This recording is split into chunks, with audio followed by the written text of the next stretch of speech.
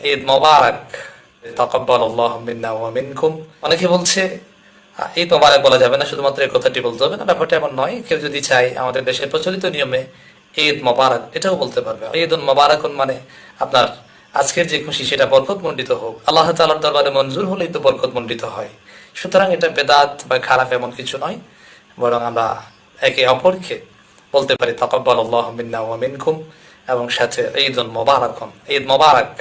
ঈদের দিন হুজুর কারীম সাল্লাল্লাহু আলাইহি ওয়াসাল্লাম এবং ওনার সাহাবায়ে কেরাম রিদওয়ানুল্লাহি আলাইহিম আজমাইন পরস্পরের সাথে যখন সাক্ষাৎ হতো তারা শুভেচ্ছা বিনিময় করতেন। তারা বলতেন তাকাব্বালাল্লাহু মিন্না ওয়া মিনকা।